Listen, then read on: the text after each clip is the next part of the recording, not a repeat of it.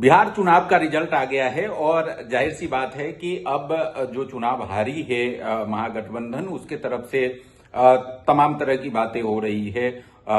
Election commission को बधाई दी जा रही है चुनाव जीतने के लिए और सबसे बड़ा श्रेय इलेक्शन कमीशन को दिया जा रहा है। ईवीएम वोट चोरी के आरोप लगाए जा रहे हैं, तमाम बातें हो रही है। उसमें एक महत्वपूर्ण चीज जो मुझे दिखी वो दिख रही है कि तमाम सोशल मीडिया में ये तैर रहा है कि आरजेडी का जो वोट ऑफ परसेंटेज है वो सबसे ज्यादा है, लेकिन सीट सबसे कम क्यों है। मैं इसी का विश्लेषण करने आपके सामने आया हूं एक पत्रकार के रूप में। और दुर्भाग्यपूर्ण यह है कि इस बात को न केवल आरजेडी के कार्यकर्ता, न केवल कांग्रेस के कार्यकर्ता और नेता, बल्कि कुछ पत्रकार भी इसको उठा रहे हैं। कुछ बुद्धिजीवी के पेज पे भी मैंने इसको देखा। बहुत आश्चर्यजनक लगा मुझे। नमस्कार, मैं हूं डॉक्टर संजय शेखर और आप देखना शुरू कर चुके हैं एडिटर जी न्यूज। मैं आपको इस वीडियो में बता रहा हूं कि ये जो पूरी बातें, दरअसल कुछ लोग जो है ना चीजों की गहराई में जाते नहीं हैं और ऊपर ही ऊपर चीजों को जो है वो देखते हैं सरसरी तौर पे और उसका राजनीतिक रूप से किस तरीके से लाभ लिया जाए, इस तरीके से उसको फैलाने की कोशिश करते हैं। जबकि आपको तह में जाना पड़ेगा, सच्चाई को देखनी पड़ेगी। देखिए, सवाल यह है कि आरजेडी को 22.84% अभी तक का जो आंकड़ा है उसके अनुसार हो सकता है थोड़ा सा और बढ़ेगा, क्योंकि फाइनल रिजल्ट अभी आने बाकी है। उसमें सबसे ज्यादा वोट ऑफ परसेंटेज आरजेडी का दिख रहा है। अभी के अनुसार बीजेपी को 20.35 20.35% वोट, जेडीयू को 19.07% और आरजेडी को 22.84% वोट ईसीआई के उस पे दिख रहा है साइट पे। और जो सीटें दिख रही हैं उस सीटों में जो आरजेडी की सीटें हैं वो 25 बताई जा रही है। जेडीयू की सीट जो है वो 86 और बीजेपी की 90। इसको लेकर के सवाल है कि वोट ऑफ परसेंटेज ज्यादा होने के बाद सीटें कम क्यों हो गई। दरअसल इसको आपको समझना पड़ेगा कि बिहार विधानसभा के चुनाव में कौन सी पार्टी कितनी सीटों पर चुनाव लड़ रही थी। अब और इसी में इसका जवाब छुपा हुआ है। जैसे एनडीए की बात करें तो एनडीए 243 सीटों पर चुनाव लड़ रही थी। उसमें बीजेपी 101 सीट पे, जेडीयू 101 सीट पे, एलजेपी 29 सीट पे, हम जो हिंदुस्तानी अवामी मोर्चा है जीतन राम मांझी का, वो 6 सीटों पे चुनाव लड़ रही थी। और राष्ट्रीय लोक मोर्चा जो कि उपेंद्र कुशवाहा की पार्टी है वो 6 सीटों पर चुनाव लड़ रही थी। इस तरीके से 243 सीट होते हैं। दूसरी तरफ महागठबंधन की अगर बात की जाए तो महागठबंधन को आप देखेंगे तो महागठबंधन के 243 सीटों का जो डिस्ट्रीब्यूशन था वो कैसे था। तो 143 सीटों पर आरजेडी चुनाव लड़ रही थी, सबसे ज्यादा सीट। 61 सीटों पर कांग्रेस चुनाव लड़ रही थी। 20 सीटों पर सीपीआई चुनाव लड़ रही थी। 9 सीटों पर सीपीआई एम 20 सीटों पर और 9 सीटों पर सीपीआई एम और 4 सीटों पर सीपीआई एम ऊपर जो मैंने बताया वो सीपीआई माले। और इसके बाद बीआईपी 15 सीटों पर और 3 सीटों पर आईपी गुप्ता की जो पार्टी थी वो चुनाव लड़ रही थी। इस तरीके से 243 सीट ये होते हैं। अब इसमें इस सीट डिस्ट्रीब्यूशन में जब आप देखेंगे तो सबसे ज्यादा विधानसभा सीटों पर यानी 140 विधानसभा सीटों पर आरजेडी चुनाव लड़ रही थी। भाई 143 सीटों पर अगर जो सबसे ज्यादा विधानसभा सीटों पर चुनाव लड़ेगी उसका वोटिंग शेयर भले ही हर एक विधानसभा में कम होंगे, लेकिन ओवरऑल वोटिंग परसेंटेज अगर आप देखेंगे तो ओवरऑल वोटिंग परसेंटेज तो उनका बढ़ेगा ना भाई। 100 बीजेपी का जो वोटिंग परसेंटेज दिख रहा है वो आपको जो है वो 101 विधानसभा सीटों का दिख रहा है। जेडीयू का जो वोटिंग परसेंटेज आपको दिख रहा है वो 101 विधानसभा सीट का दिख रहा है। इस बात को आप बिल्कुल मत भूलिए। बीजेपी और जेडीयू 101 सीट पर चुनाव लड़ रही थी, तो उनका जो बीजेपी का 20.35% जो वोट है वो 101 विधानसभा सीट का वोट शेयर है, और जेडीयू का जो 19.07% वोट शेयर है वो 101 विधानसभा सीटों का वोट शेयर है। क्योंकि बाकी जो विधानसभा सीट थी वहां पर भारतीय जनता पार्टी चुनाव नहीं लड़ी है, वहां पर भारतीय जनता पार्टी के कैंडिडेट नहीं थे, वहां पर भारतीय जनता पार्टी के उम्मीदवार न होने से वहां पर भारतीय जनता पार्टी के पक्ष में वोट नहीं आए। वहां पर उनके जो सहयोगी दल थे, चाहे वो जेडीयू रहे हों, चाहे वो एलजेपी रहे हों, चाहे हम रहे हों, चाहे आरएलएम रहे हों, उनको वोट शेयर वहां पर गया है।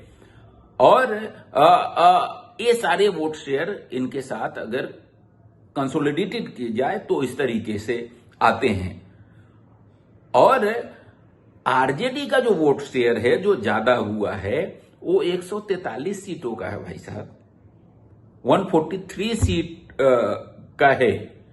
और 143 सीट का वोट शेयर भले ही कम भी हो, मार्जिन कम भी हो, तो 101 की तुलना में 143 101 की तुलना में 143 जो है वो करीब मोर देन 40% है। तो कायदे से अगर मोर देन 40% अगर आपका वोट होता तो आप जीत की, जिस संख्या में बीजेपी और आरजेडी की जीत हुई, जेडीयू की जीत हुई है, आरजेडी की जीत भी उस अनुपात में होते। लेकिन आप 143 सीटों के वोट शेयर की तुलना अगर आप 101 सीट से करेंगे और कहेंगे कि भैया वोट चोरी हो गई, ईवीएम में गड़बड़ी हो गई, ज्ञानेश जी ने जो है जो मुख्य चुनाव आयुक्त हैं उन्होंने बड़ा खेला कर दिया, तो ये मूर्खतापूर्ण बातें हैं। इसको आपको समझने की जरूरत है। ये सीधा सा गणित है, कोई भी गणित का एक सिंपल सा विद्यार्थी इसको समझ सकता है, जान सकता है, बता सकता है आपको। जरा सा उसका कंसल्टेशन लीजिए और इस तरीके से गुमराह कर सकते हैं आप लोगों को। जो कुछ लोग हैं उसको लेकर के एक पॉलिटिकल मुद्दा लोगों के बीच में जरूर कर सकते हैं। लेकिन मैं फिर से आपको कहूं, मेरी अगर आपने वीडियो देखी है एडिटर जी न्यूज पे, तो हम लगातार रिपोर्टिंग कर रहे थे बिहार के अलग अलग विधानसभा क्षेत्रों से, और वो वीडियो पहले से अपलोड है, आप देख सकते हैं। उसमें मैंने बहुत ही स्पष्टता से बताई थी कि एनडीए वहां से जीत रही है, और उसके कारण थे। उसके कारण ये थे कि मैं तमाम विधानसभा क्षेत्रों में मैंने जाकर के रिपोर्टिंग की, और वहां पर कहीं भी जो है सरकार के खिलाफ जो एंटी इनकम्बेंसी दिखनी चाहिए थी उस स्तर पे नहीं दिख पा रही थी। हमारा वीडियो अनकट था, और हम जहां भी राय ले रहे थे उस राय में एक चीजें आज भी आप जाकर के उस वीडियो में देखेंगे तो बहुत क्लियर वहां से एक जनादेश दिख रहा था। महिलाओं का जो पार्टिसिपेशन था चुनाव के दौरान, उन महिलाओं से जो बातचीत हुई उसमें नीतीश और मोदी का जो जादू था वो दिख रहा था। और इन तमाम कारणों से इस तरह की सुनामी आई है, और इसको अब आप किसी भी वजह से देखिए। एक बड़ा फैक्टर ये भी था कि लालू जी का चुनाव में न होना और लालू जी को तेजस्वी द्वारा बाहर करना, क्योंकि जंगल राज से की छवि से आप बाहर आना चाह रहे थे। लेकिन आपको शायद आपके रणनीतिकारों को ये पता नहीं था कि ये करके आप दरअसल इस बात को साबित कर रहे थे कि लालू जी के राज में जंगल राज था। आप एनडीए के जो स्ट्रैटेजी थी उसके ट्रैप में फंस गए थे। और देखिए, लालू को भले ही उसके ऊपर जितना भी आरोप लगा दिए जाए, जितनी भी बातें कर ली जाए, लेकिन उसका अपना एक उनकी अपनी एक स्टाइल थी और उस स्टाइल से वो जनता को प्रभावित करते थे। बहुत बड़ा वोट बैंक उससे था, लेकिन आज इस बार आपने उनको किनारे कर दिया, उसका नुकसान हुआ है। इस बात से आपको इनकार मतलब मैं चूंकि वहां गया हूं, लोगों से बातचीत किया हूं, तो मुझे लगता है ये भी एक बहुत बड़ा फैक्टर था। और भी बहुत सारे कारण थे, जंगल राज था, इस बात से इनकार नहीं किया जा सकता। उस समय जिस तरह की परिस्थितियां थी, इस बात से इनकार नहीं किया जा सकता। महिलाओं में जो सुरक्षा की भावना है, इस बात से इनकार नहीं किया जा सकता। पहली बार मैं इस बार जाकर के चमत्कृत था कई विधानसभा क्षेत्रों में, ऐसे विधानसभा क्षेत्रों में जिस सड़कों को खस्ता हाल देखते देखते मेरी उम्र यहां तक पहुंच गई। उन सड़कों को अगर आप जाएंगे तो चमचमाती हुई वो जो सड़कें जब दिखेंगी और वहां स्ट्रीट लाइट दिखेंगे, और न केवल वहां बल्कि गांव में भी अगर आपको सड़कें दिखेंगी, डेवलपमेंट दिखेंगे, महिलाओं के अकाउंट में 10,000 रुपए पहले ही आ जाएंगे और 125 यूनिट तक बिजली पहले ही फ्री कर दी जाएंगी। तो इस सब का, और सबसे बड़ी बात है कि 2 दशक तक मुख्यमंत्री रहने के बाद, उससे पहले रेल मंत्री समेत तमाम मंत्रालयों में केंद्र सरकार में रहने के बावजूद, 50 साल की राजनीति में रहने के बावजूद, अगर आप नीतीश कुमार पर एक भ्रष्टाचार के आरोप नहीं लगा पा रहे हैं, अगर उन पर कोई दाग नहीं है और उसमें एक सुशासन का विश्वास है और मोदी का साथ भी है, मोदी के साथ की वजह से जो पिछले दिनों में बिहार का विकास हुआ है वो जनता की नजरों में है, और भविष्य के बिहार में जनता इस बात को भी समझ रही है कि अगर केंद्र का योगदान नहीं रहेगा तो बिहार इस तरीके से विकास नहीं कर सकता, क्योंकि बिहार के पास अपने संसाधन नहीं है। झारखंड चल सकता है, छत्तीसगढ़ चल सकता है, क्योंकि मिनरल रिच स्टेट हैं, उनको रॉयल्टी का शेयर मिलेगा, उनको अपने संसाधन हैं, उन संसाधन से उनको रेवेन्यू की प्राप्ति होगी, लेकिन बिहार में नहीं है। बिहार में केंद्र का भरोसा रखना पड़ेगा, केंद्र को साथ में लेकर के चलना पड़ेगा, और केंद्र साथ रहेगा तो बिहार का डेवलपमेंट होगा। ये भी बात जनता तक पहुंची है। और एक महत्वपूर्ण बात ये कि तेजस्वी जी के जिस तरह के बयान आ रहे थे, राहुल जी के जिस तरीके के बयान आ रहे थे, आप देखेंगे उन तमाम बयानों का, तो उनकी भी भूमिका महत्वपूर्ण रही है।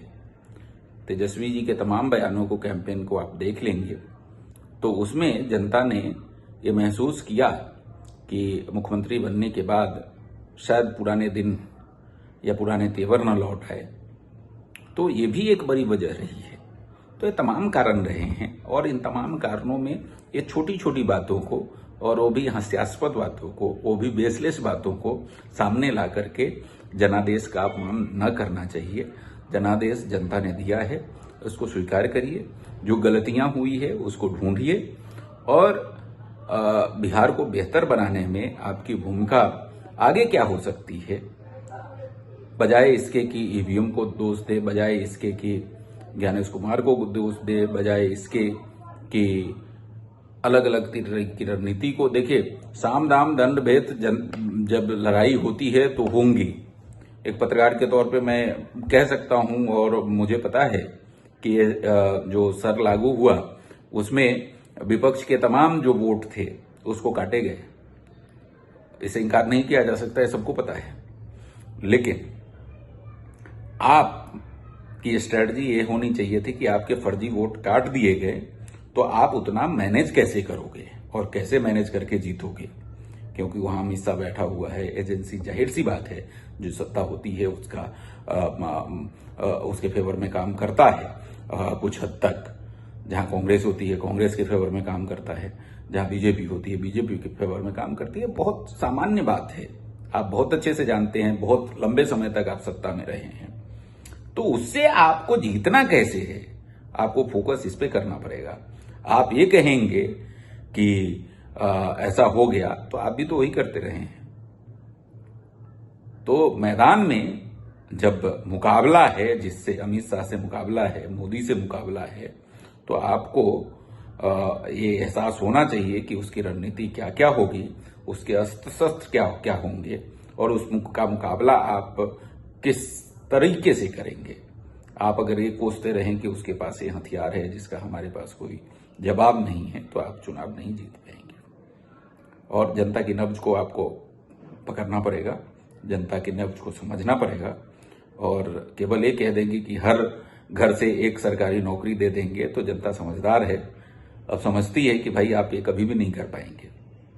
तो ऐसे बातों से अब चीजें चलती नहीं है। और दूसरा, आपका मैनेजमेंट भी जो है, बीजेपी के मैनेजमेंट के सामने ये बात तो सबको पता है कि आखिरी दिन आप लोगों ने ही खूब प्रचार किया था। तमाम लोगों ने, कांग्रेस की तरफ से खूब प्रचार हुए थे, आरजेडी की तरफ से खूब प्रचार हुए थे कि 3 दिन अमित शाह जो है बिना किसी जनसभा के पटना में बैठे रहे। वो पटना में बैठ करके अपने तमाम कार्यकर्ता जो नाराज थे उसको मना रहे थे, उसको धमका रहे थे, उसको एक तरीके से कहा जाए कि आश्वासन दे रहे थे कि भाई शांति से रहो, आगे हम तुम्हारा केयर करेंगे। लेकिन आप चुनाव लड़ते लड़ते तक अपने बागियों को नहीं मना पाए। आप जो है आरजेडी परिवार में ही लड़ रहा था। और चुनाव के आखिरी दिन, जिस दिन पूरी ताकत झोंकी जा रही थी, राहुल गांधी जंगल सफारी कर रहे थे मध्य प्रदेश में। तो जब सामने मजबूत सेना हो और इस तरीके से आप चुनाव लड़ेंगे और उसके बाद नतीजे की उम्मीद करेंगे, तो नतीजा इसी तरह का होगा। और इसमें आप, ठीक है, राजनीति है, आप ठिकरा किसी पे भी फोड़ सकते हैं, फोड़िए। लेकिन ये जो आप कह रहे हैं ना, मैंने बहुत सारे लोगों के वॉल पे देखा और मुझे हंसी आई कि भाई 101 विधानसभा सीटों का वोट ऑफ परसेंटेज की तुलना आप 143 विधानसभा के वोट ऑफ परसेंटेज से कर रहे हैं। कृपा करके इसको मत करिए और इसको इस तरीके से समझने की जरूरत है। अगली बार हमारा ये वीडियो कैसे लगा, हमारे विश्लेषण कैसे लगा, तमाम जो हमारे दर्शक हैं मुझे बताएंगे। और अब तक यदि हमारा चैनल आपने सब्सक्राइब नहीं किया है तो इसको सब्सक्राइब कर लें, इसको लाइक करें, शेयर करें।